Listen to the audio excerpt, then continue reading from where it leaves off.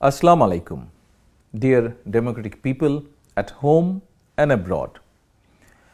An election is not just about the day we cast our votes. What unfolds in the period leading up to the election is also crucial, as it sets the stage for what happens on the voting day. In the upcoming one-sided election on 7th January, a mere formality where the result of all 300 seats is predetermined, and Sheikh Hasina herself selects so-called winners. The pre-election environment is marred by state-sponsored violence and human rights violations.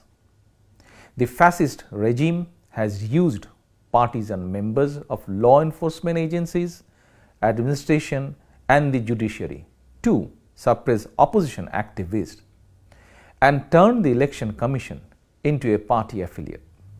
This dummy election, which is neither inclusive nor participatory and commonly rejected by Bangladesh Nationalist Party BNP, 62 pro-democracy political parties and the people of Bangladesh, creates a mockery to the nation's democratic aspiration.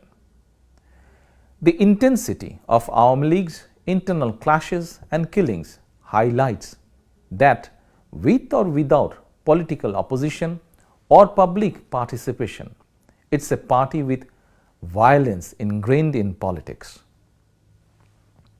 The tainted election in 2014 and 2018 and widespread irregularities in the by-elections over last 15 years prove that fair and credible election at any level is not possible under Sheikh Hasina. In 2014, Awami League grabbed automatic victory in over 50% seats, with not a single candidate competing against them.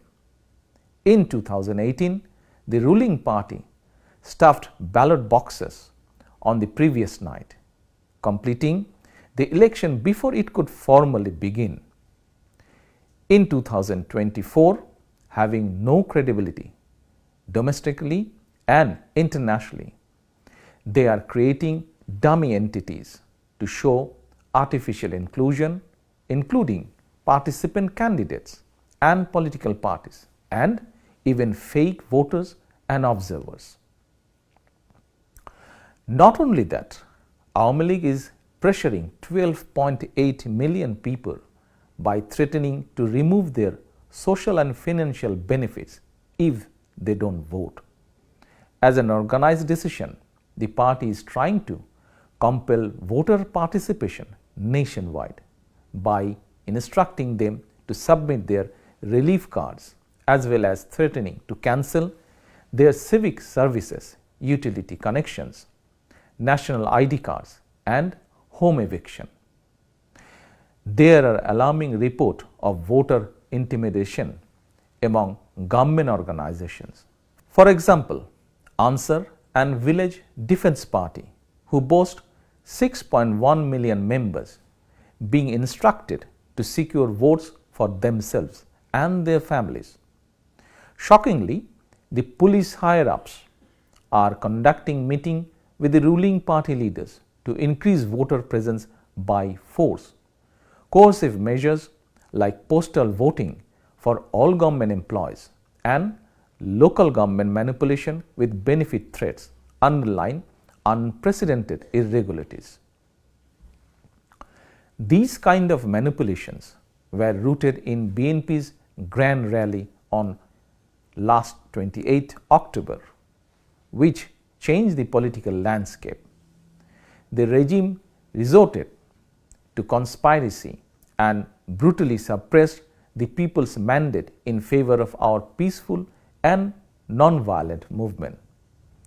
Awami League, in collaboration with partisan section of the police, orchestrated pre-planned anarchy on that day.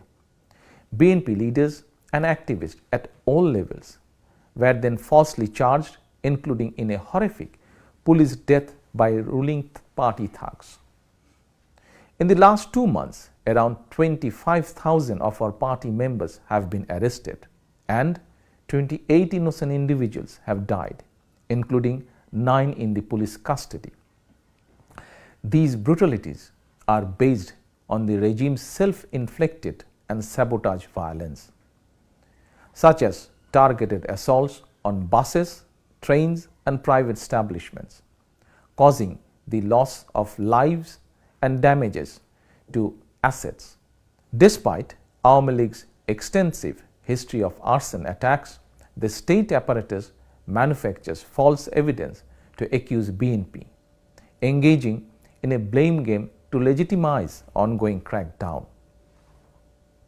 I am providing just 2 examples among thousands to underline that there is absolutely no substance in the politically motivated cases against our party's 5 million members and every democratic activist from every aspect of society who have challenged the government in some way. The Agriculture Minister's recent statement that all jailed BNP leaders would be released if they agreed to participate in the election is a reflection of a sheer judicial injustice. On the other hand, the quick release of a BNP leader who compromised by meeting Hasina and received Awami League nomination with all charges dropped overnight reveals further erosion of the rule of law. Regardless of what transpires on 7 January, this Awami League government remains illegal and illegitimate. If autocracy clings to a globally integrated Bangladesh, it will have a spillover effect on our international friends and development partners. Hasina's attempt to retain power by force for a 3rd term would slide Bangladesh towards a one-party state, expanding its alignment with authoritarian governments and fostering further isolation from the democratic world. As the main opposition unifying the nation, BNP is dedicated to restoring the power that continues to be unjustly taken away but rightfully belongs to the people of Bangladesh. We pledge to align economically and strategically with democratic nations and institutions and implement domestic policies and initiatives to empower all Bangladeshis with freedom, equality and justice. Towards that goal, and with the support of the international community, the pro-democracy people of Bangladesh aim to ensure Sheikh Hasina's resignation and establish a neutral, non-party election-time government, paving the way for a real election, the election that will truly reflect the will of 120 million voters. Thank you all for your time.